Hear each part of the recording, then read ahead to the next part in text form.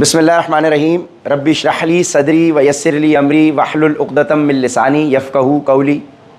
I hope कि जो अब हम डिस्कशन करने जा रहे हैं, मेरी जो इंटेंशन है और जो मकसद है जिस तरह से आपको समझाने का, और जो मैं समझाना चाहता हूँ आपको वो बात वैसी ही समझ में आए। हम आपको अगर 1 + 1 11 समझाना चाह रहे हैं तो आपको 1 + 1 2 समझ में ना आए, और अगर मैं 1 + 1 2 समझाना चाह रहा हूँ तो 1 + 1 11 समझ में ना आए।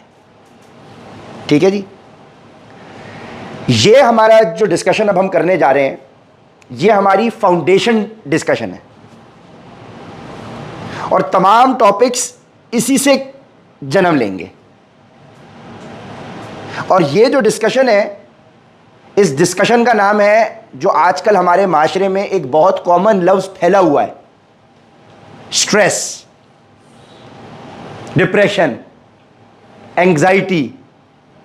ये क्या बला है, इसको कैसे ओवरकम करना है, क्यों माशरे में ये एग्जिस्ट कर रहा है। And in order to solve a problem you first need to realise and identify the root cause. अगर आप किसी भी मसले को हल करना चाहते हैं तो आपको सबसे पहले आइडेंटिफाई करना पड़ता है कि असल मसला क्या है। अगर आप सही मसले की आइडेंटिफिकेशन कर लें तो आपका सॉल्व करना आसान हो जाता है। अगर आपके सर में दर्द है और आप अपने पांवों को मसल रहे हैं तो प्रॉब्लम है। ठीक है जी। कहने का मकसद कि जो प्रॉब्लम है उससे आइडेंटिफाई करना है और उसके बाद उसको सॉल्व करना है। तो आज हम डिस्कस करने जा रहे हैं स्ट्रेस, डिप्रेशन, एंग्जाइटी क्या है, क्या इसकी वजूहात हैं, किस तरह से हम इसको रिजॉल्व करेंगे। आज आपको एक 1 window solution to all your problems मिल जाएगा इधर। सो आपने कान खोल के सुनना है, गौर से यहां पे ग्राफिकल रिप्रेजेंटेशन जो होगी उसको भी देखना है। सही है जी। अब सबसे पहले, चूंकि हम स्ट्रेस को डिस्कस कर रहे हैं तो हमने ये स्ट्रेस लिख लिया। अब आप स्ट्रेस को अज्यूम करेंगे कि ये 3 फ्लोर की बिल्डिंग है, 3 फ्लोर्स की। ठीक है जी। शारा फैसल पे मौजूद है, मेजर शारा जो भी है आपकी। उस बिल्डिंग के टॉप के ऊपर एक बिलबोर्ड लगा हुआ है छत पे, जिससे आइडेंटिफाई हो रहा है कि भाई ये स्ट्रेस की बिल्डिंग आ गई। ठीक हो गया। अब इस बिल्डिंग के कितने फ्लोर्स हमने बताए? 3। पहला फ्लोर एक बना दिया, दूसरा भी बना दिया भाई, एक और ने तीसरा भी बना दिया। ये 3 फ्लोर्स की आपकी बिल्डिंग हो गई है। दैट मीन्स स्ट्रेस के 3 डायमेंशंस हैं, 3 किस्म के स्ट्रेस हैं। आप तमाम स्ट्रेस को 3 किस्म के स्ट्रेस में ब्रेक कर सकते हैं। 3 पार्ट्स हैं, 3 टाइप्स हैं, 3 डायमेंशंस हैं। ठीक है जी। अब before we go on to these 3 dimensions, आप स्ट्रेस के मायने समझ लें। ठीक है जी। Anything which is not in a state of its normal, यानी कि जो चीज, किसी भी चीज को आप उठाएं, हर चीज को बनाने वाला एक है, यानी हर क्रिएटेड चीज का एक क्रिएटर है। सो कोई भी क्रिएटेड चीज जब आप उठाएं तो उसके क्रिएटर ने जैसा उसको डिजाइन किया है, जिस कैफियत में डिजाइन किया है, अगर वो उस कैफियत से हिला हुआ है तो वो क्या कहलाएगा? स्ट्रेस में। So anything which is not in a state of its normal, यानी ये मार्कर है, ये इसके मैन्युफैक्चरर ने बनाया है तो ये ऐसे खड़े रहने के लिए बनाया है। अब ये धूप में पड़ा रहे और ये टेढ़ा हो जाए तो ये कहलाएगा कि स्ट्रेस का शिकार है। या फिर मैं इसके अंदर ये स्ट्रेस पैदा करूं, देख रहे हैं आप, ये स्ट्रेस पैदा कर रहा हूं मैं, तो अब मैं इसकी नॉर्मल कैफियत से इसको हिला रहा हूं। बिल्कुल इसी तरीके से ये पेन है, ये नॉर्मल पड़ा हुआ है, अब मैं इसमें स्ट्रेस पैदा कर रहा हूं। ये देखें, ज्यादा स्ट्रेस पैदा किया, टूट भी गया। यानी कि जरूरत से ज्यादा स्ट्रेस पैदा हो जाएगा तो नुकसान भी हो सकता है। ठीक है जी। अब एक ये चीजें नॉर्मल पड़ी हुई है। अब मैं इसमें स्ट्रेस पैदा कर रहा हूं, ये देखो, स्ट्रेस पैदा करता हूं छोड़ता हूं, स्ट्रेस पैदा करता हूं छोड़ता हूं। ये स्ट्रेस की कैफियत है। नॉर्मल ये ऐसी है, इसके मैन्युफैक्चरर ने डिजाइन किया कि ये ऐसे खड़ी रहेगी। अब मैंने इसमें स्ट्रेस पैदा किया। अब कुछ चीजों में स्ट्रेस पॉजिटिव भी है, नेगेटिव भी है, हम उस सब पे आएंगे। कहने का मकसद, anything which is not in a state of its normal, अगर कोई भी चीज जो उसके मैन्युफैक्चरर ने डिजाइन की है, जैसा बनाया है उसको, अगर वो उस कैफियत में नहीं है तो वो क्या है? स्ट्रेस की कैफियत में। ठीक हो गया? डन? कोई और कंफ्यूजन नहीं? ये हो गई हमारी क्या, उसके सिंपल मायने, आसान जबान में। मैं आपके साथ उस जबान में गुफ्तगू करूंगा कि एक 7 साल का बच्चा भी सुन रहा हो तो उसे समझ में आए। मैं आपके साथ टेक्निकल भी जा सकता हूं, ठीक है, बाय बुक डेफिनेशन के ऊपर जो आपके सर से गुजर जाए, हमें नहीं जाना। हमें आसान तरीके से चीज को समझना है। Anything which is not in a state of its normal is in a state of stress. Great. अब स्ट्रेस की हमने 3 डायमेंशंस डिस्कस किए हैं, या 3 फ्लोर हैं, या 3 टाइप्स हैं। पहला,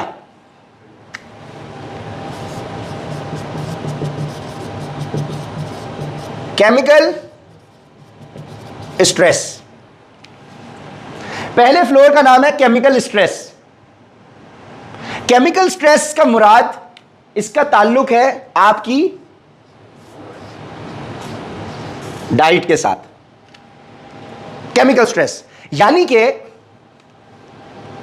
अल्लाह पाक ने मेरा जो जिस्म बनाया है, इसमें एक पेट रखा हुआ है, और इस जिस्म की नशोनुमा के लिए, इसकी ग्रोथ के लिए, इसका हेल्दी रहने के लिए एक हेल्दी डाइट है। अगर मैं हेल्दी डाइट कंज्यूम कर रहा हूं तो यह रिलैक्स्ड है, केमिकली स्ट्रेस फ्री है। और अगर मैं अनहेल्दी डाइट कंज्यूम कर रहा हूं, अब हेल्दी क्या है, अनहेल्दी क्या है, वो अभी हम डिस्कस नहीं कर रहे, वो जब हम इसकी डिटेल में जाएंगे तब डिस्कस करेंगे। लेकिन अभी हम एक प्रेमिस बिल्ड करना है कि साइंस क्या है सारी। तो जब मैं अनहेल्दी डाइट कंज्यूम कर रहा हूं तो मैं कहलाऊंगा किस चीज का स्ट्रेस? केमिकल स्ट्रेस का शिकार हूं। क्या हूं? मैं केमिकल स्ट्रेस का शिकार हूं, क्योंकि मेरी डाइट अनहेल्दी है। यानी मेरे मैन्युफैक्चरर अल्लाह पाक, उसने मेरे जो सिस्टम बनाया है वो उस अनहेल्दी डाइट के लिए नहीं बनाया, मैं उसे कंज्यूम कर रहा हूं, इसका मतलब मैं केमिकल स्ट्रेस का शिकार। Okay, done? केमिकल स्ट्रेस यानी मेरी डाइट खराब हुई। अब जब मेरी डाइट खराब हुई तो जाहिर सी बात है कि मेरे पे मोटापा चढ़ना शुरू होगा। होगा कि नहीं? मेरे पेट पे चढ़ेगा, मेरे दिल की नालियों में जमेगा, मेरे लिवर फैटी हो जाएगा। मेरी अनहेल्दी डाइट होगी तो मेरा पैनक्रिया इंसुलिन बनाना छोड़ देगा, मुझे डायबिटीज भी होगी, मेरे घुटनों में भी तकलीफ होगी क्योंकि वजन बढ़ गया, पूरे जिस्म का लोड मेरे घुटने उठा रहे हैं। मेरे यंग एज में बाल भी गिरना शुरू होंगे क्योंकि मेरी बॉडी को जो ग़िज़ा चाहिए थी बालों को प्रोटेक्ट करने के लिए, बाल भी गिरना शुरू। मेरी यंग बॉडी को जो ग़िज़ा चाहिए थी बालों के कलर को ब्लैक रखने के लिए, वो ग़िज़ा मैं नहीं दे रहा तो बाल भी सफेद पड़ना शुरू, मुझे कॉन्स्टिपेशन की प्रॉब्लम शुरू। तो मेरा केमिकल स्ट्रेस लीड करेगा मुझे दूसरे फ्लोर पर, जिसका नाम है फिजिकल स्ट्रेस। दैट मींस मेरी फिजिकल बॉडी स्ट्रेस का शिकार हो गई। फिजिकल बॉडी मतलब मेरा आउटलुक, मेरा जाहिर, उसमें मुझे परेशानी नजर आना शुरू हो गई। तो क्या अल्लाह पाक ने मेरा सिस्टम यह बनाया है? ना। वो क्या अल्लाह पाक ने मेरे बाल यंग एज में गिरने के लिए बनाए? ना। क्या अल्लाह पाक ने मेरे पैनक्रिया को इसलिए बनाया कि वो इंसुलिन प्रोड्यूस ना करे? ना। ये सारे प्रॉब्लम्स क्यों हुए? क्योंकि मेरी डाइट खराब थी। गलत डाइट ने मुझे लीड किया फिजिकल स्ट्रेस की तरफ, चर्बी चढ़ना शुरू हो गई, मेरे ऑर्गन्स पे फैट चढ़ना शुरू हो गया। अब जिस तरह से आपके एक नया आईफोन आप ले आए और आईफोन के प्रोसेसर पे मिट्टी चढ़ जाए, या आप नया एसी लेकर आए और एसी की जालियों पे मिट्टी चढ़ जाए, तो क्या एसी की वो परफॉर्मेंस होगी? नहीं होगी ना। उसका ब्लो में इंपैक्ट आ जाएगा, कम पड़ जाएगा ब्लो। तो बिल्कुल इसी तरीके से, यानी अगर मैंने एसी का ख्याल नहीं किया उसकी परफॉर्मेंस लो हो गई। इसी तरीके से जब मैंने अपनी ग़िज़ा का ख्याल नहीं किया तो मेरे पूरे जिस्म पे चर्बी चढ़ना शुरू हुई। तो मेरे फिजिकल बॉडी का पावर हाउस है मेरा ब्रेन, और मेरा ये प्रोसेसर है। जब मैंने गलत ग़िज़ा दी, मेरे हर ऑर्गन के ऊपर चर्बी चढ़ना शुरू हुई, तो मेरे ब्रेन पे भी इंपैक्ट आएगा, गलत डाइट की वजह से मेरा ब्रेन भी अपने ऑप्टिमम पे काम नहीं कर रहा, अपने 100% में तो काम नहीं कर रहा ना। अब जब मेरा ब्रेन मेरा 100% पे काम नहीं कर रहा, तो मेरे ब्रेन ने ही मेरी पूरी बॉडी के सारे ऑर्गन्स को, सारे प्रोसेसेस को रेगुलेट करना है। इसका मतलब अगर मेरा ब्रेन डाइट खराब होने की वजह से 60-70% काम कर रहा है, अपने 100 पे काम कर सकता है, लेकिन मैं उसको वो ग़िज़ा ही नहीं दे रहा, तो वो अपने ऑप्टिमम से कम काम कर रहा है काम। अब जब मेरा ब्रेन 60 पे आ गया तो परफॉर्मेंस डाउन हुई। जब मेरी परफॉर्मेंस डाउन हुई तो उसका इंपैक्ट क्या हुआ, आप सुने। आप सबने कंप्यूटर इस्तेमाल किया है और हर इंसान मोबाइल फोन इस्तेमाल कर रहा है। आपने एक लफ्ज सुना होगा, एंटीवायरस। एंटीवायरस का क्या काम होता है? वायरस को डिटेक्ट करना, ट्रीट करना और डिलीट करना। डिटेक्ट, ट्रीट एंड डिलीट, या डिटेक्ट करेगा और डिलीट करेगा अगर ट्रीट नहीं कर सकता। डिटेक्ट, ट्रीट और डिलीट, ये काम है।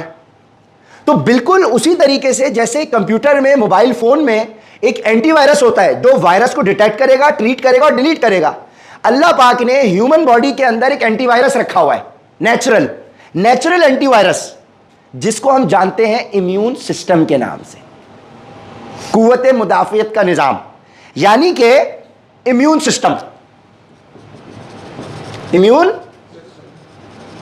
इम्यून सिस्टम यानी क्या है? एंटीवायरस। एंटीवायरस को कंट्रोल कौन करता है? Computer, processor. अब अगर ब्रेन आपका 60% में काम कर रहा है, केमिकल स्ट्रेस का शिकार होने की वजह से, गलत ग़िज़ा है, ब्रेन कॉम्प्रोमाइज हो गया। अब जब ब्रेन ही 60% में काम कर रहा है, तो उसने जो एंटीवायरस चलाना है, वो एंटीवायरस कितने पे काम कर रहा होगा? 100 पे? 30-40 आप कह रहे हो। मैं कहता हूं ब्रेन 60 पे काम कर रहा है, तो चल भाई एंटीवायरस भी 60 पे ही काम कर रहा है। ठीक है, कहने का मकसद 100 पे तो काम नहीं करेगा ना एंटीवायरस। अब क्या होगा? अगर वो 60% पे काम कर रहा है इम्यून सिस्टम आपका, इसका मतलब हर 10 बीमारियों में से 4 बीमारियां आपको लग जाएंगी, 6 को वो बचा लेगा। 60% ऑफ द वायरसेस को सिस्टम डिलीट करेगा, लेकिन 40% उसको अटैक भी करेंगे, यानी उसको अक्सर नज़ला जुकाम हुआ करेगा, हल्की सी भी चीज से उसको एलर्जी हो जाएगी, दिल फेफड़े चल रहे होंगे लेकिन बाल गिरना शुरू हो जाएंगे, बाल कलर खोना शुरू हो जाएंगे। जो भी मोस्ट वनरेबल ऑर्गन होगा, वहां ब्रेन अपनी एनर्जीज मोस्ट इंपॉर्टेंट हिस्सों पे लगाएगा। 40% जो निगलेक्ट कर किए जा सकते हैं। देखो, अगर आपके बाल गिर जाए तो आप जिंदा तो रह सकते हो ना। ब्रेन का काम है आपको जिंदा रखना। वो अपनी प्रायोरिटी शिफ्ट करेगा, बोलेगा ये 4 काम बाद में भी हो सकते हैं, ये वाले 6 पहले करो। तो वो उन 4 को, बालों का कलर सफेद होना शुरू होगा, बाल गिरना शुरू होंगे, जिंदा रखेगा आपको। देखो, जिंदा हो लेकिन बाल गिर रहे हैं, इसका मतलब कहीं ना कहीं कोई गड़बड़ है। जिंदा हो लेकिन बाल सफेद हो रहे हैं, इसका मतलब कहीं ना कहीं गड़बड़ है। तो इम्यून सिस्टम आपका 100 पे काम नहीं कर रहा, 60 पे काम कर रहा है। ठीक है, यहां तक समझ में आई? तो डाइट खराब होने की वजह से आपका फिजिकल स्ट्रेस का आप शिकार हो गए।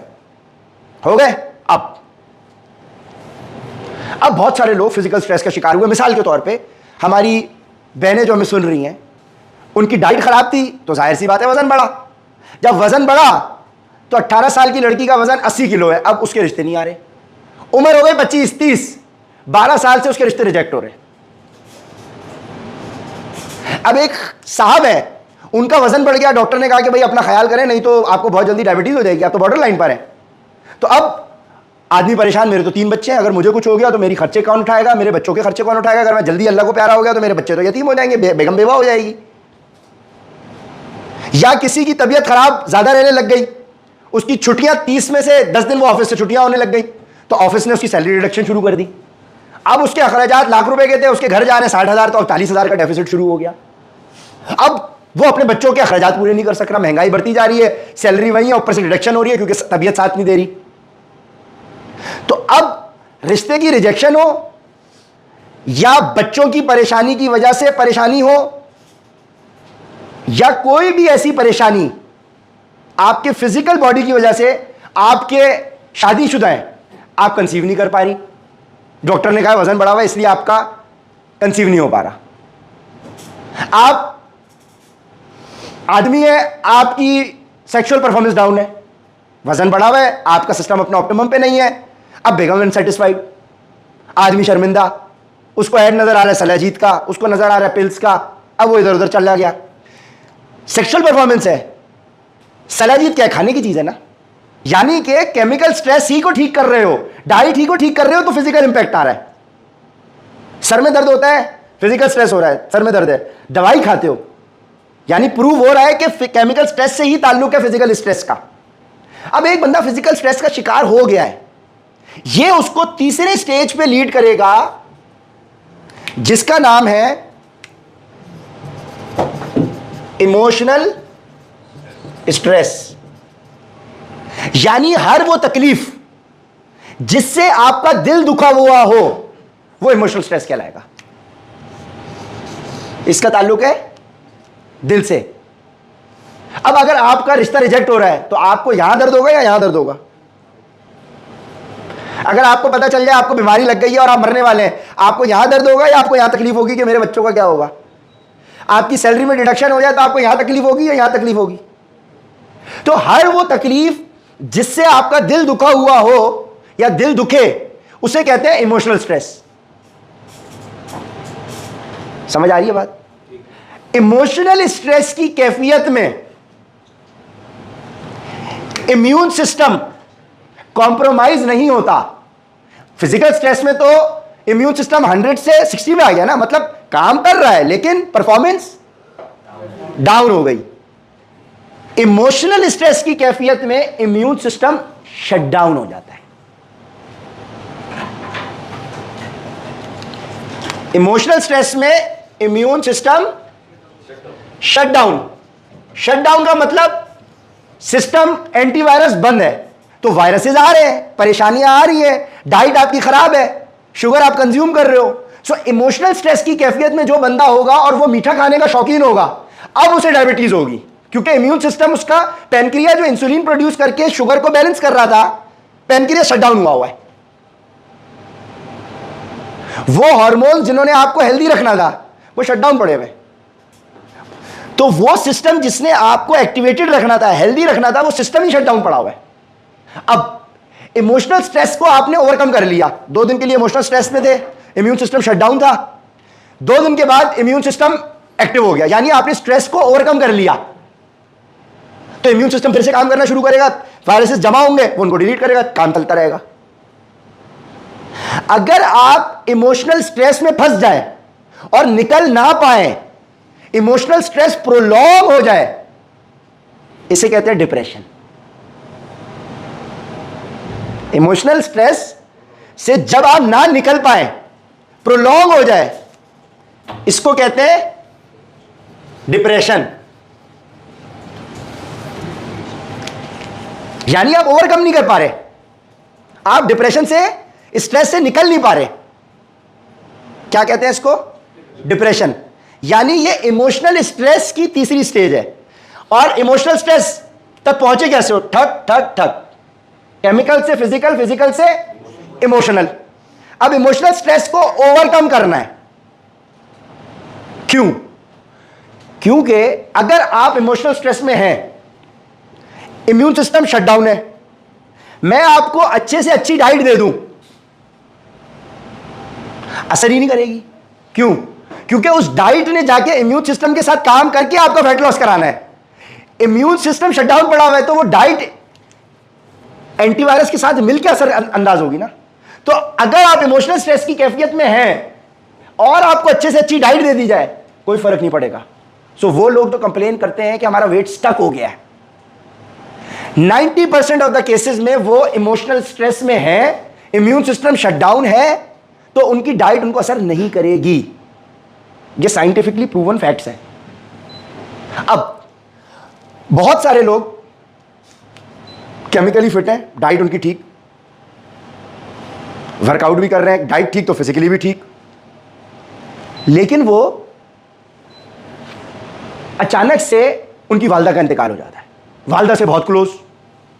तो एक बंदा डाइट ठीक है, फिजिकली भी ठीक है, वो सीढ़ियों से चढ़ के एक फ्लोर से दूसरे पे नहीं जा रहा, वो हो सकता है डायरेक्ट लिफ्ट के अंदर इमोशनल पे जाए। जरूरी नहीं है कि आप इमोशनल स्ट्रेस पे एक सीढ़ी तय करोगे फिर दूसरे पे जाओगे, फिर आप डायरेक्ट भी, बहुत सारे लोग इमोशनल पे चले जाते हैं, सब कुछ ठीक है, एक लड़की से दिल लगा लिया, बच्ची छोड़ के चली गई। फिटनेस सही थी, डाइट भी ठीक थी, बच्ची छोड़ गई, शराबों में लग गए, नशे पानी में लग गए, डाइट भी भूल गए, पेट भी निकाल लिया। तो जब तक इमोशनल स्ट्रेस को कवर अप नहीं करोगे तब तक कोई काम नहीं होगा। सो अगर हम इसको समराइज करें तो इसका मतलब हमारा काम यह है कि हमने इम्यून सिस्टम को एक्टिवेटेड रखना है। इम्यून सिस्टम उस सूरत में एक्टिवेटेड रहेगा जब आप इमोशनल स्ट्रेस को कम करेंगे। यानी जैसे जैसे इमोशनल स्ट्रेस कम होगा वैसे वैसे परफॉर्मेंस ऑफ द ब्रेन बढ़ेगी। यानी एक चीज कम हो और दूसरी चीज बढ़े तो इसको क्या कहते हैं? Inversely proportional. अब थोड़ी सी मैथमेटिक्स जिन लोगों को मैथमेटिक्स का शौक है उनको बताएं कि emotional stress is inversely proportional to performance of the brain. यानी इमोशनल स्ट्रेस अगर ज्यादा है तो परफॉर्मेंस ऑफ द ब्रेन क्या है? इमोशनल स्ट्रेस अगर ज्यादा है, दिल मेरा दुखा हुआ है तो मेरा दिमाग काम करता है।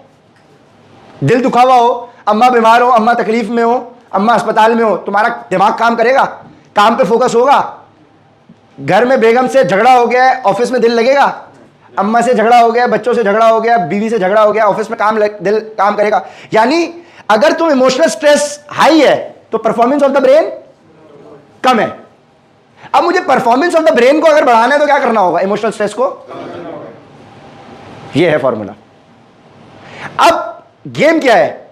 आपने अगर स्ट्रेस को ओवरकम करना है तो पहले डाइट को काम नहीं किया जाता, पहले फिजिकल एक्सरसाइज पे काम नहीं किया जाएगा, पहले इमोशनल स्ट्रेस को ओवरकम करवाया जाएगा।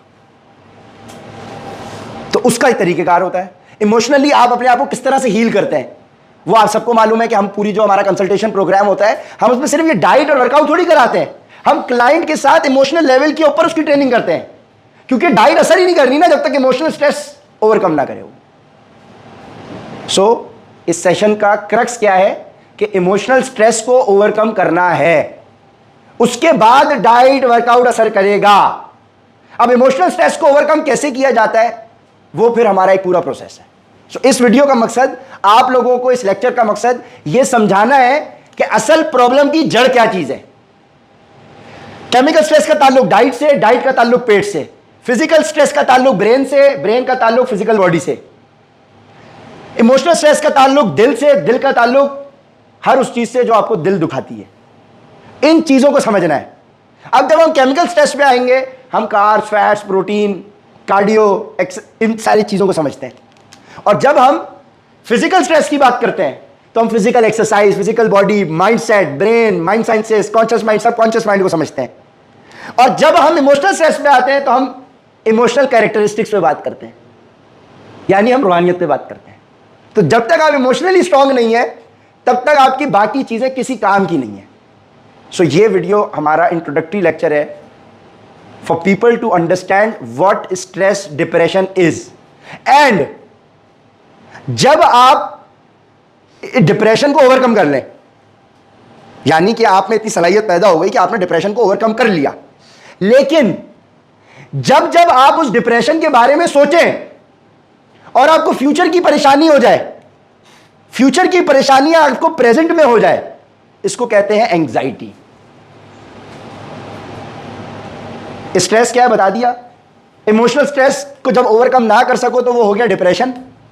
और डिप्रेशन फ्यूचर को लेके आप अपने प्रेजेंट को खराब कर लें, इसको कहते हैं एंग्जाइटी। फ्यूचर की परेशानी को प्रेजेंट में लेने को एंग्जाइटी कहते हैं आसान भाषा में। वाखिरु दावा अल्हम्दुलिल्लाहि रब्बिल आलमीन।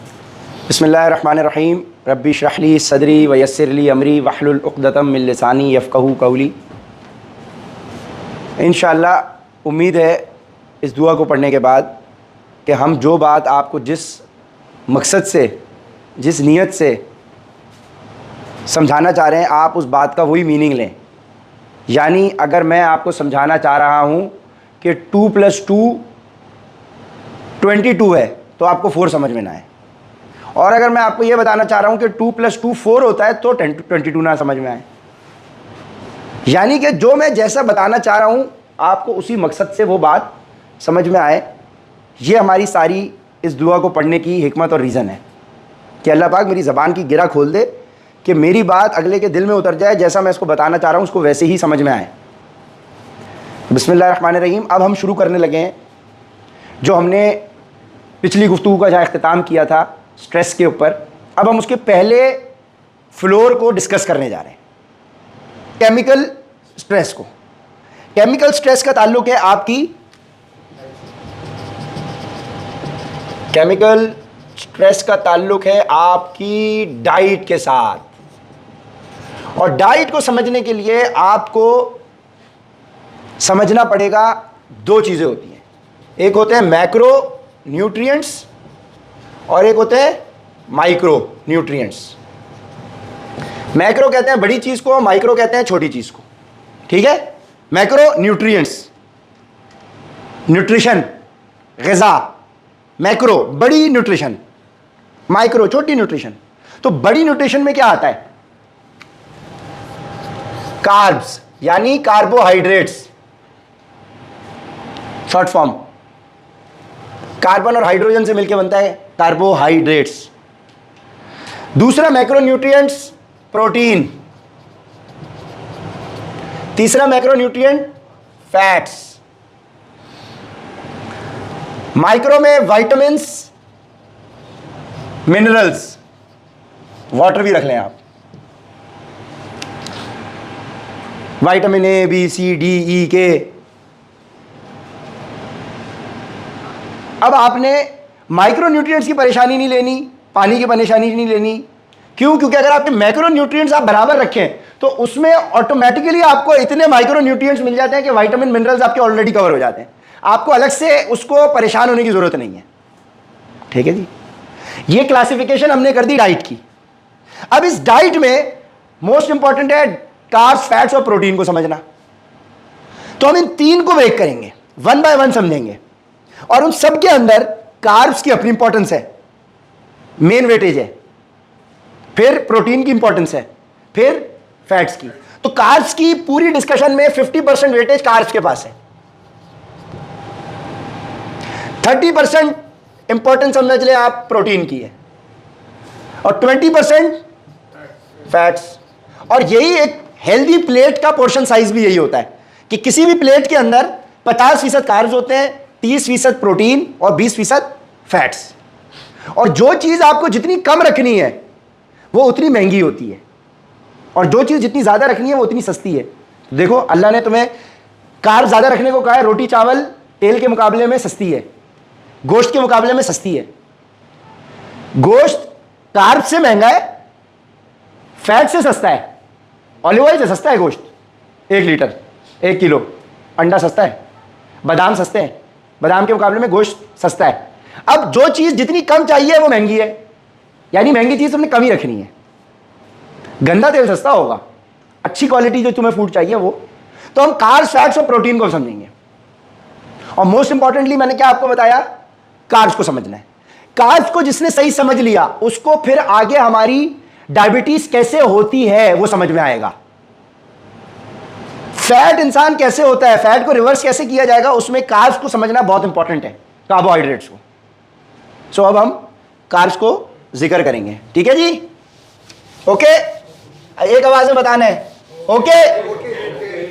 फिर से करें, ओके? डन, सही है जी। कार्ब्स,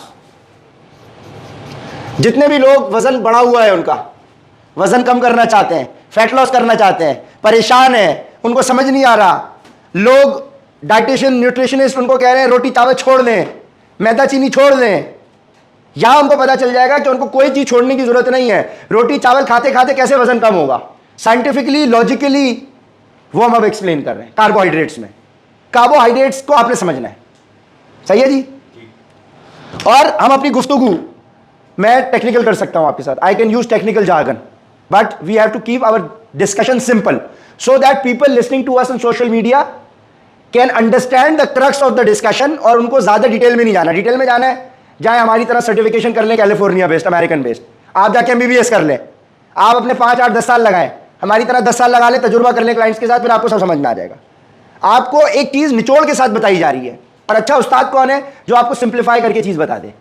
सो आपने आज कार्बोहाइड्रेट्स को समझना है, और उस अंदाज में इंशाल्लाह आपको बताएंगे कि आपको फ्यूचर में किसी की जरूरत नहीं पड़ेगी। ठीक है जी। कार्बोहाइड्रेट्स बना है कार्बन और हाइड्रोजन से, पीरियोडिक टेबल में आपने पढ़ा होगा, हम उस साइंस में भी नहीं जा रहे, सिंपल रखो। कार्बोहाइड्रेट्स क्या है? जब भी किसी से पूछा जाता है बोलता रोटी, चावल, मैदा। रोटी में कार्बोहाइड्रेट्स है, रोटी कार्बोहाइड्रेट्स नहीं है, फर्क है। रोटी में हो सकता है प्रोटीन भी मिल जाएगी आपको थोड़ी बहुत, दूसरे विटामिन भी मिल जाएंगे, मिनरल्स भी मिल जाएंगे। रोटी में कार्बोहाइड्रेट्स हैं, रोटी कार्बोहाइड्रेट्स नहीं है। अब सिंपल एग्जांपल हम अगर लें, एग्जांपल है कार्बोहाइड्रेट्स की एग्जांपल लेते हैं, रोटी चावल, दो मेन कार्बोहाइड्रेट सोर्सेस, यानी गंदम से, जौ से, मकई से, बाजरे से, बेसन से रोटी जिस चीज से बनती है वो कार्बोहाइड्रेट्स है, और चावल वाइट ब्राउन। ओके। अब मिसाल के तौर के ऊपर आपको दिन भर में, ये आपका जिस्म है, आपका जिस्म जिंदा रहने के लिए उसको दिल धड़कना जरूरी है। अगर आपका दिल चल रहा है इसका मतलब आप जिंदा हैं, अगर दिल बंद हो गया इसका मतलब आप डेड हैं। तो दिल को पंप करने के लिए एनर्जी चाहिए, और दिल पंप कर रहा होगा खून बॉडी में तो आप जिंदा कहलाएंगे, तो ही आप कोई भी काम कर सकते हैं। तो दुनिया में कोई भी काम आप करते हैं अपने 24 घंटे की जिंदगी में, आप जो काम कर रहे हैं, आप वॉशरूम आना जाना कर लें, आप खाना खा लें, आप ऑफिस आ जाएं, आप गाड़ी चलाएं, बाइक चलाएं, आप दिमाग चलाएं, आप घर में अपनी बेगम की हेल्प कराएं, बच्चों की हेल्प कराएं, घूमने फिरने चले जाएं, अज़दवाजी ताल्लुक कायम करें, आपको सब काम करने में एनर्जी चाहिए, ताकत चाहिए ना, एनर्जी चाहिए। So carbohydrates are the primary source of energy for the body. अब मैंने प्राइमरी का लफ्ज इस्तेमाल किया, यानी कोई सेकेंडरी सोर्स भी होगी, टर्शरी सोर्स भी होगी। Carbohydrates are the primary source. Primary का मतलब बॉडी सबसे पहले कार्ब्स को ढूंढने की एनर्जी के लिए, यानी मुझे अपना हाथ चलाना है, मुझे एनर्जी चाहिए, मुझे पाँव चलाना है, एनर्जी चाहिए, मुझे घूमने फिरने जाना है, एनर्जी चाहिए, मुझे कोई भी काम करना है इस बॉडी की मदद से, मुझे दिमाग चलाना है, मुझे एनर्जी चाहिए। तो प्राइमरी सोर्स ऑफ एनर्जी क्या है? कार्बोहाइड्रेट्स। ओके। अब मिसाल के तौर पे मैं पूरे दिन में जितनी एक्टिविटी करता हूं, मैं पूरे दिन में 24 घंटे में जितनी एक्टिविटी करता हूं, तो मुझे एनर्जी चाहिए है जितनी 2 रोटियों में होती है। ठीक है, मुझे जितनी एनर्जी चाहिए है पूरे दिन में वो मुझे 2 रोटियों से मिलेगी। तो मैंने 2 रोटियां खाई, खा ली, मैंने वो 2 रोटियां बर्न कर दी पूरे दिन में, तो मेरा वजन जितना था वहीं का वहीं रहेगा, मेरी चर्बी जितनी थी वहीं की वहीं रहेगी। मुझे दिन में चाहिए है 2 रोटियां, या 2 कप चावल में जितनी एनर्जी है मुझे उतनी एनर्जी पूरे दिन में चाहिए, और मैं 2 कप चावल खाऊं या 2 रोटियां खाऊं तो मेरा वजन, चर्बी उधर ही रहेगी। चाहिए मुझे 2 रोटियां, मैं खा रहा हूं 3 रोटियां, या मुझे चाहिए है 2 कप चावल जितनी एनर्जी, लेकिन ले रहा हूं मैं सिस्टम में 3 कप जितनी एनर्जी। तो 2 रोटियां बॉडी ने बर्न कर दी एनर्जी में। अब 1 किलो या 1 रोटी या 1 कप चावल जो मैंने एक्स्ट्रा खाया है, वो एक्स्ट्रा बॉडी में जाके स्टोर हो जाएगा एज फैट्स। यानी carbohydrates that are not utilised by the body as energy are stored in the body as fats, यानी एक्सेस कार्बोहाइड्रेट्स, यानी जरूरत से ज्यादा कार्बोहाइड्रेट्स जो मैंने कंज्यूम किए दिन भर में, जो मैं इस्तेमाल नहीं कर सका एनर्जी में, वो बॉडी में जाके स्टोर हो गए एज फैट्स, बैकअप के तौर पे। जिस तरह से ऊंट को अब निकलना है रेगिस्तान पे, बड़ी जर्नी पे, तो उसको नमक शमक खिलाया जाएगा और उसके बाद पानी पिलाया जाएगा। तो ऊंट पानी अपनी स्टोर कर लेता है, लंबे सफर पे निकल रहा है, इमरजेंसी में जरूरत पड़ गई, सफर में मुझे पानी नहीं मिला, तो जितने भी हमारे बबलू हजरात, मेरी बहनें, मेरी माएँ, मेरे भाई, मेरे बबलू क्यूट भाई हमारे सामने ही बहुत सारे बैठे हैं, जो माशाल्लाह, इसका मतलब वो सेठ है।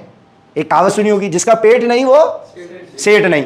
सेठ कौन है? जिसके पास अखराजात 10 रुपए के हैं लेकिन वो कमा रहा है 1000।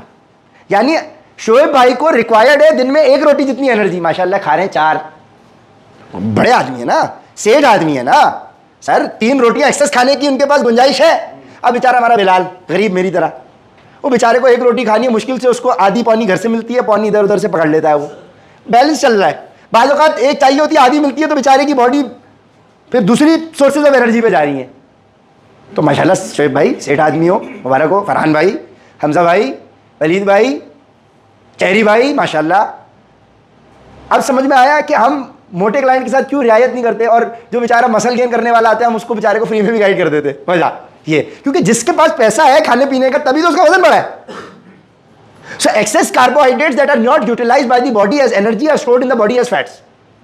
मिसाल के तौर पे आप अपने घर से ऑफिस आते हैं, सर आप डिफेंस से आ रहे हैं माशाल्लाह गुलशन इकबाल, ठीक है, आपकी बाइक आने जाने में कितना पेट्रोल खाती है? 3 लीटर। शारिक भाई घर से निकलते हैं, ऑफिस आते हैं और ऑफिस से जाते हैं घर, 3 लीटर खाती है इनकी बाइक पेट्रोल। अब ये 0 मीटर बाइक लेकर आए हैं, उसमें अभी टैंक में कुछ भी नहीं है, ये घर से निकलते हैं 3 लीटर डालते हैं, तो 3 लीटर आने जाने में खर्च हो जाएगा, हो जाएगा। घर पहुंचे तो कितना बचा? 0। दूसरे दिन भी इन्होंने 3 लीटर डाला, आने जाने में कितना बचा?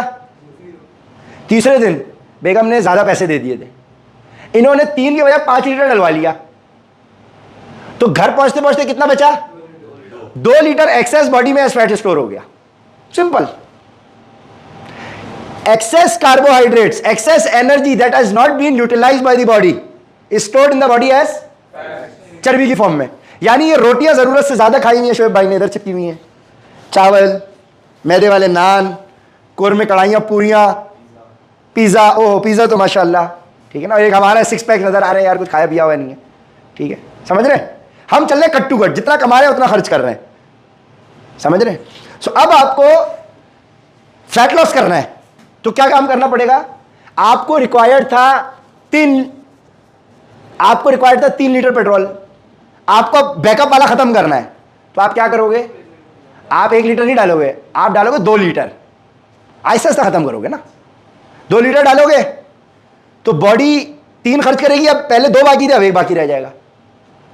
मुझे पूरे दिन में 2 रोटियां जितनी एनर्जी रिक्वायर्ड थी, मैं 0 रोटियां नहीं करूंगा, क्योंकि फ्रेश कार्बोहाइड्रेट्स मुझे चाहिए हैं इंजन को स्टार्ट करने के लिए। यह नहीं समझना कि मुझे 2 रोटियां चाहिए तो मैं 0 रोटी खाता हूं दिन भर में और मैं ज्यादा बर्न करूंगा एक साथ। नहीं, यह गलती हम कीटो डाइट में करते हैं, हम बिल्कुल कार्बोहाइड्रेट 0 कर देते हैं। हमें कार्बोहाइड्रेट 0 नहीं करने, मैनेज करने हैं।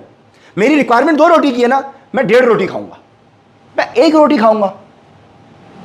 1 रोटी ने बॉडी ने 12 घंटे काम किया, 12 घंटे उसको मजीद एनर्जी चाहिए, तो वो अब चर्बी को पिघलाएगी। और जो मैंने फ्रेश कार्बोहाइड्रेट उसको दिन के स्टार्ट में दिए हैं, वो मेरा इंजन चलाने में मदद करेंगे। जो इंजन चलेगा तो फैट को बर्न करेगा। जैसे कि EFI गाड़ियां क्या होती थी? एक होती थी CNG वाली गाड़ियां, वो CNG पे स्टार्ट हो रही हैं, बंद हो रही हैं। तो जो गाड़ी CNG पे स्टार्ट और ऑफ हो रही है उसका इंजन खराब हो जाएगा, ये लॉन्ग परफॉर्मेंस नहीं है। अब एक गाड़ी कौन सी? EFI स्टार्ट होगी पेट्रोल पे, फिर कन्वर्ट होगी, हमें ये वाला सिस्टम बनाना होता है। कीटो डाइट क्या करती है? कीटो डाइट आपको सिर्फ CNG पे कर देगी, प्राइमरी सोर्स माइनस करेगी, यानी कार्बोहाइड्रेट 0 कर देगी, क्लोज टू 0 कर देगी, और आपको दूसरी सोर्स पे डालेगी एनर्जी के। तो बॉडी के पास जब और कोई सोर्स नहीं होगा तो वो थर्ड सोर्स पे जाएगी एनर्जी प्रोड्यूस करने के लिए। तो गाड़ी स्टार्ट भी CNG पे हो रही है, ठीक है। तो हमें कार्बोहाइड्रेट्स को अब मैनेज करना होगा अपने फैट लॉस प्रोसेस को किक ऑफ स्टार्ट देने के लिए। लेकिन सिर्फ कार्ब्स को मैनेज नहीं करना, आपने प्रोटीन का भी साइंस को समझना है, क्योंकि जब प्रोटीन और कार्ब्स दोनों मिलेगा तो वो बॉडी में ऐसे एंजाइम्स रिलीज करेगा मिलके, जो फैट सेल को तोड़ेंगे और चर्बी पिघल के बॉडी से बाहर जाएगी। अकेले कार्ब्स कुछ नहीं कर सकता, प्रोटीन का होना जरूरी है। सो हमारी डिस्कशन कार्बोहाइड्रेट्स पे यहाँ एंड होती है। अगली वीडियो में हम प्रोटीन एक्सप्लेन आपको करेंगे। जज़ाकल्लाह खैर। बिस्मिल्लाहिर्रहमानिर्रहीम रब्बी इश्रह ली सदरी व यस्सिर ली अमरी वहलुल उक़दतम मिन लिसानी यफ़क़हू क़ौली। बिस्मिल्लाहिर्रहमानिर्रहीम कुल हुवल्लाहु अहद अल्लाहुस समद लम यलिद वलम यूलद वलम यकुल लहू कुफुवन अहद। अच्छा जी, कार्ब्स हमने समझ लिया, बहुत अच्छा। प्रोटीन हमने समझ लिया, अब हम फैट्स को समझ लें। ठीक है जी। फैट्स बड़ा बेचारा ओवर रेटेड, अंडर रेटेड, बेचारा बड़ा तकलीफ में लफ्ज़ है ये। फैट सोर्सेज आपको अमूमन मिलेंगी ऑयल से या घी से, डेयरी में, गोश्त के साथ भी इटसेल्फ फैट मौजूद है। अब फैट का क्या काम है? फैट भी सोर्स ऑफ एनर्जी तो है। फैट के मल्टीपल काम है और बहुत जरूरी है। Hormone production, healthy hormone production. Hormones का जब भी जिक्र आता है तो लड़कों को टेस्टोस्टेरोन जहन में आता है। बहुत सारे हार्मोन्स हैं, ऑक्सीटोसिन भी हार्मोन है, खुशी का हार्मोन है। ठीक है, 1000 किस्म के हार्मोन्स हैं। इसी तरीके से पूरी बॉडी के अंदर ये हार्मोन्स बेसिकली केमिकल मैसेंजर्स हैं, जो आपके हर हार्मोन अलग काम अंदर जाके बॉडी में आपका कर रहा होता है। केमिकल स्ट्रेस पड़ा है ना, केमिकल मैसेंजर्स है, क्योंकि आपके पेट में केमिकल का निज़ाम चल रहा है। अब फैट्स का काम आपको लुब्रिकेटेड रखना है, हड्डियों के जॉइंट्स को लुब्रिकेटेड रखना, दिल की नालियों के अंदर चल के उनको लुब्रिकेटेड रखना कि खून का फ्लो सही चलता रहे, आपकी hormone production, sexual hormones, good hormones, brain को हेल्दी रखना, ब्रेन के लुब्रिकेटेड रखना। इसी तरीके से कार्ब्स और प्रोटीन के साथ जो सीमेंट, बजरी, रेती वाला काम है, मिलके। अब हेल्दी फैट्स आपके दिल की नालियों में चल रहे हैं, वो दिल की नालियों को खुला रखेंगे। जैसे कि ऑलिव ऑयल अगर आप कंज्यूम कर रहे हैं, देसी घी हेल्दी है अगर एक क्वांटिटी मैटर करेगी है। ऑलिव ऑयल आपकी दिल की नालियों में चल के दिल की नालियों को खुला रखेगा, हेल्दी रखेगा। गंदा तेल, Dalda, supreme, XYZ, vegetable oils, ये आपकी दिल की नालियों में भी चलेंगे, लेकिन क्या होगा, ये दिल की नालियों में जाके जम जाएंगे। गंदा तेल दिल की नालियों में चलेगा और अपने असरात छोड़ता छोड़ता आगे निकल जाएगा, और ज्यादा कंजम्पशन अगर होगी तो दिल की नालियां ब्लॉक हो जाएंगी। अब आपका होगा बाईपास, अब आपकी दिल में लगेंगे स्टंट, और फिर आपको ओपन हार्ट सर्जरी करनी पड़ेगी या क्लोज हार्ट सर्जरी करनी पड़ेगी। अब जब दिल की नाली, ये खून फ्लो होने वाली नाली है, इसके अंदर इतना तेल आके जम गया, अब इतने से सुराख में से खून निकल रहा है, तो दिल को प्रेशर ज्यादा बनाना पड़ेगा, ब्लड प्रेशर बढ़ गया।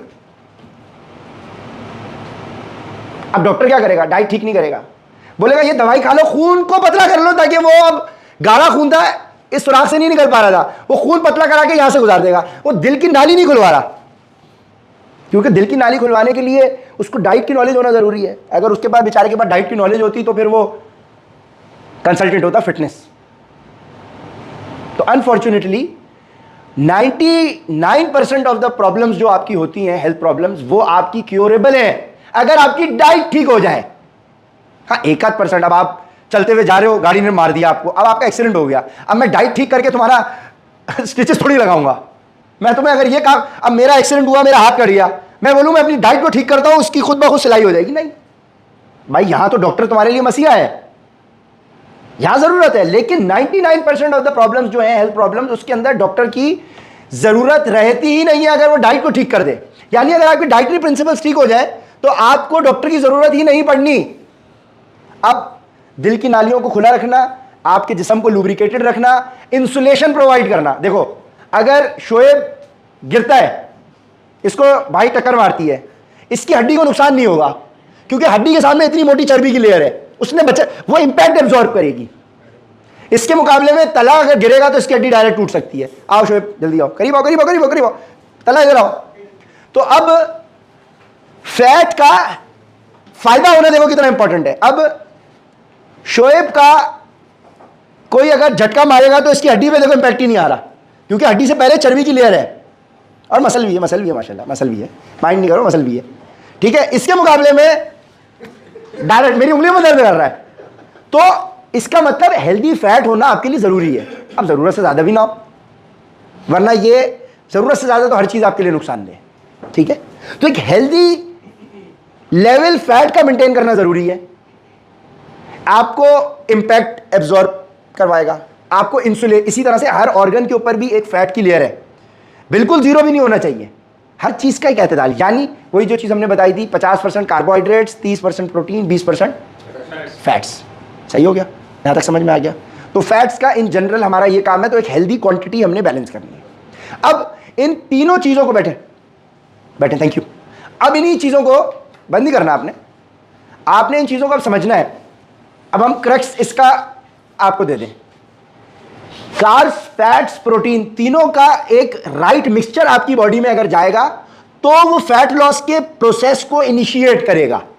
और जैसे जैसे आप अगर 100 किलो के हैं तो 100 किलो के बंदे को जितना फैट चाहिए, प्रोटीन चाहिए, कार्ब चाहिए चर्बी को पिघलाने के लिए, 90 किलो के बंदे को उतना कार्ब, फैट, प्रोटीन नहीं चाहिए 90 से 80 पे आने के लिए, 80 से 75 पे आने के लिए अलग चाहिए, 60 पे अलग चाहिए, और उसको मेंटेन करने के लिए अलग चाहिए। क्योंकि बॉडी की कंपोजिशन चेंज होती जा रही है, बॉडी की रिक्वायरमेंट चेंज होती जा रही है।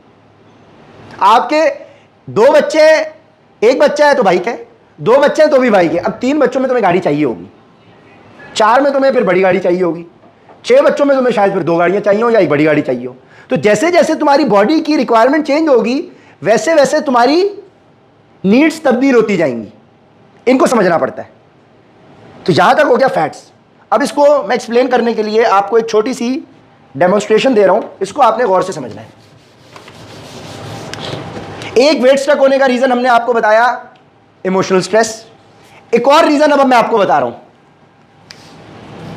1 2 3 4 5 ये 5 कमरे हैं कार्ब्स के पास, 1 2 3 4 5, ओके। 1 2 3 प्रोटीन प्रोटीन प्रोटीन,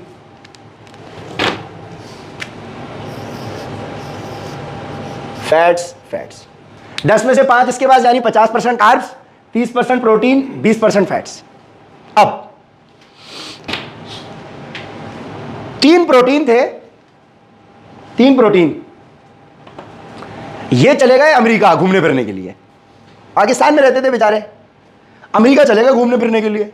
3 में से दो दोस्त, गौर से सुने ये बहुत इंपॉर्टेंट है फरहान, बहुत आपके लिए इंपॉर्टेंट है। 3 में से 2 दोस्त अमेरिका चले गए, यूएस चले गए, कमरा प्रोटीन का है लेकिन खाली हो गया, चाहिए हो गया खाली, यूएसए गए छुट्टियों पे महीने भर की, और वहां जाके स्लिप हो गए। अब इनका दिल लग गया अमेरिका में, गोरी खवातीन या अच्छी जॉब अपॉर्चुनिटीज, या वहां इनको कोई अच्छा रिश्ता मिल गया, कोई भी काम हो सकता है, अच्छी वजह से, बुरी वजह से, किसी भी वजह से अमेरिका में गए, स्लिप हो गए। अच्छा, अब 2 कमरे खाली हैं, और पाकिस्तान में खाली प्लॉट पे क्या होता है, बेहतरीन। अब यहां हो गई चाइना कटिंग, जरूरत नहीं है क्योंकि बना हुआ है। तो अब कार्ब्स ने देखा उस्ताद ये कमरा तो हो गया खाली, भाई पहले शराफत से एक कमरे पे कब्जा। इसने बोला उस्ताद कोई टेंशन परेशानी कोई पूछ ही नहीं रहा, क्योंकि ओनर तो शार्ट हुआ हुआ है किधर, यूएसए। आहिस्ता आहिस्ता एक और रिश्तेदार को फोन मारा, बोला भाई आ जाओ। एक कमरा उमर फारूक ने कब्जा किया, एक कमरा महमूद ने कब्जा किया। सही है भाई, हो गया कब्जा, हो गया। अब ये प्रोटीन अब इसके पड़ोस में आ गए कार्ब्स। जिसने बोला उस्ताद ये तो गड़बड़ हो रही है, अब क्या करें, ये तो मसला भी है, कार्ब्स के साथ प्रोटीन का अलग काम है। वो अब जाहिर है फरहान के साथ मैं अगर इसको बिठा दूं तो फिर मसला बनेगा। फरहान तो मुबश्शिर कहाँ आ गया मेरे साथ यार, तंग। ठीक है, अब क्या हुआ, अब प्रोटीन ने फ़ोन किया यूएसए कार्ब्स को, दादा तुम्हारा कमरा हो गया कब्जे में। क्या हो गया है, कब्जा हो गया है। तो यूएसए में वो चिल पार्टी कर रहा था, एंजॉय। उसने बोला दादा कोई मसला नहीं है तो खाली करा ले यार, खाली करा ले, ताला मार दे। उसने बोला ठीक है, मजाक थोड़ी चल रहा है, मैं अपना खाली कराने के लिए जाऊंगा, मैं इधर तो चला जाऊंगा, पीछे से वो बोलेगा कोई मसला नहीं है, मैं खाली तो कराता हूं, लेकिन ये फिर मेरा कब्जा हो जाएगा। भाई मैं एक वक्त में एक कमरे में रह सकता हूं ना, एक वक्त में मैं 2 कमरों में कैसे सोऊंगा। ठीक है, अब क्या हल है, अब तुम्हें ये बैलेंस करना है स्ट्रक्चर। जब एक इंसान की बॉडी के अंदर मसल मास बैलेंस होगा तब उसकी बॉडी नंबर्स में भी फैट लूज करेगी। अब शुरू में क्या होता है, मुझे फैट को, अब इस सिनेरियो में मैं तुम्हें बोलता हूं ये कार्बोहाइड्रेट एक्सेस हो गए हैं तो फैट से अब बॉडी बंदा मोटा हो चुका है। अब मुझे इसको कम करना है तो मुझे क्या करना पड़ेगा लॉजिकली? प्रोटीन को बढ़ाना पड़ेगा, कार्ब्स कम करने पड़ेंगे। मिलाओ हाथ, समझ आ गया, बेहतरीन। अब मिसाल के तौर पे ये बंदे का वेट था 100 kg, 100 kg था। 10 कमरों में हर बंदे में, हर कमरे में 10-10 kg का बंदा था। ये 100 kg का बंदा था। अब मैंने क्या किया, मुझे फैट लॉस करना है 100 kg के बंदे को, तो मैंने पहले तो प्रोटीन की रिक्वायरमेंट को किया पूरा, क्योंकि प्रोटीन आएगा तो फैट जाएगा। अभी भी वजन कितना होगा? 100। अच्छा, ये कार्ब्स भी गया, ये भी आया, अब क्या है वजन? 100। अब ये आ गई बॉडी, अपने मसल मास को इंश्योर कर लिया। अब मुझे करना है वजन कम। अब मैंने ये काम होते होते मुझे 2 महीने लग गए, 2 मंथ्स। अब 2 मंथ में मैं कह रहा हूं उमर भाई फैट लॉस ही नहीं हो रहा। हाँ, मुझे तब्दीली तो महसूस हो रही है, खाने पीने में कॉन्स्टिपेशन मेरी बेहतर हुई है, मेरे सर में दर्द ठीक हुआ है, मेरी बॉडी में तब्दीली, वेट भी, मेरे कपड़ों में चेंजेस आई हैं, लेकिन नंबर्स में कम नहीं हो रहा। ओ भाई कुछ तो हो रहा है ना, तभी तो तुम्हारा पेट लूज हो रहा है, कपड़े लूज हो रहे हैं। अब 2 महीने तक ये हो गया। अब जब ये साइकिल बराबर हो गई तो अब बॉडी 100 kg से 90 kg पे आ जाएगी, 80 पे आएगी। लेकिन 80 kg के ऊपर जब आएगी तो बॉडी का जो स्ट्रक्चर है प्रोपोर्शनेटली परसेंटेज वाइज 30% प्रोटीन होगा, कार्ब्स 50% होगा, 20% फैट होगा। जब ये साइकिल तुम्हारा, अच्छा अब कमरे कम होते जाएंगे। कहने का मकसद क्या कि रेशियो प्रोपोर्शन के हिसाब से सेटिंग बैठेगी तो कम होगी। ये साइकिल जब बॉडी को मिल जाएगी, यानी हर चीज अपने बैलेंस पर है, तब ये बोलेंगे, ये 10 लोग अपने अपने कमरों में अब इन आपस में बैठेंगे और बोलेंगे कि यार हमने कमरे कम करने, या कमरे कम करने, प्रॉपर्टी अब हमें बेचनी पड़ रही है, तो ये 2 बेचेंगे, लेकिन और सब कमरे छोटे छोटे बना लेंगे। यानी लैंड फरोख्त कर रहे हैं, यानी चर्बी को फरोख्त कर रहे हैं बाहर, और कमरों का साइज छोटा करते जाएंगे, यानी वजन लूज कर रहे हैं। सो इमोशनल स्ट्रेस को ओवरकम करना है, डाइट को ठीक करना है, तब जाके जब बैलेंस क्रिएट होगा तो फैट लॉस होगा। सही है?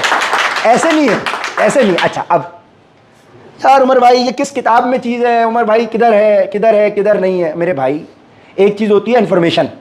इंफॉर्मेशन हमेशा याद रखें, वो चीज़ है जो मैंने आपको भी दी, आपके लिए ये इंफॉर्मेशन है। किताब से जो आपने पढ़ा वो इंफॉर्मेशन है। जब वो इंफॉर्मेशन एक्सपीरियंस के साथ कंबाइन होगी तो बनेगी नॉलेज। तो बेसिकली मैंने आपको दी नॉलेज है, अब आपका इख्तियार है कि आप उसे इंफॉर्मेशन समझो या नॉलेज।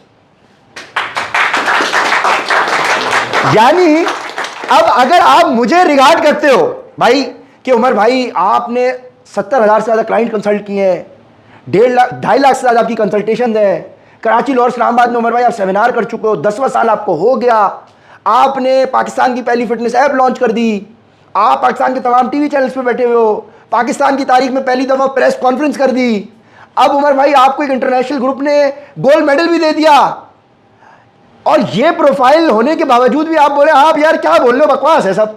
मैं बोलूँगा ठीक है भाई बकवास है, आप बुलशिट नीचे लिख के चले जाओ, मेरी जात पे क्या फ़र्क पड़ रहा है। जो बंदा समझ रहा है वो आ रहा है, ज्वाइन कर रहा है, हम उसको गाइड कर रहे हैं। भाईजान स्कैम, फ्रॉड, धोखा 1 साल हो सकता है, 2 साल हो सकता है, अबे 3 साल हो सकता है, 4 साल हो सकता है, 10 साल नहीं हो सकता। हो तो वैसे 70 साल भी सकता है जैसा हो रहा है, लेकिन लोग समझ जाएंगे और मजबूर होंगे। तो हम तो पॉलिटिक्स में नहीं है ना भाई, हम तो कोई जबरदस्ती नहीं कर रहे कि हमारे पास आओ और हमें ज्वाइन करो, हम तो किसी डंडे के जोर पे भी नहीं आके बैठे हुए। तो हम तो आपको खुली चॉइस दे रहे हैं ना कि भाई आना है तो आओ, ये नॉलेज है, नहीं आना तो ना आओ, 2 रोटी ज़्यादा खाओ, कोई मसला नहीं है। हम तो भाई खिदमत कर रहे हैं। Knowledge is power, why, this is why. अब कौन सी किताब में? हाँ, वो किताब पब्लिश हो गई है, वो किताब वीडियो किताब की सूरत में आप देख रहे हो, ये हमारी किताब है। हमारी नॉलेज तुम्हें किसी किताब में नहीं मिलेगी, ये अल्लाह की तरफ से है, अता की भी। समझ में आती है अमल करो, नहीं आती 2 रोटी ज़्यादा खाओ भाई। जिसको समझ में आ रही है वो फॉलो कर रहा है, रिजल्ट ले रहा है, मेरे 6 पैक्स बता रहे हैं। अगर इससे ज़्यादा किसी का क्लाइंटेल है पूरे पाकिस्तान में, 70,000 से ज़्यादा यूनिक क्लाइंट्स का, 2.5 लाख से ज़्यादा कंसल्टेशंस का, कराची लॉ इस्लामाबाद में सेमिनार्स का, वो acknowledged as Pakistan first fitness consultant, तो सर हम उसके मुरीद हो जाएंगे? वरना आप हमारे मुरीद ना हो, मुरीद हमें किसी को नहीं करना। अंधी तकलीफ भी हमारी ना करें, जाएं तजुर्बा करें, रिजल्ट लें, उसके बाद आ जाए हमारे पास, हम आपको वहीं मिलेंगे प्यार मोहब्बत से एक्नॉलेज करते हुए। जज़ाकल्लाह व आखिरु दावाना अल्हम्दुलिल्लाहि रब्बिल आलमीन।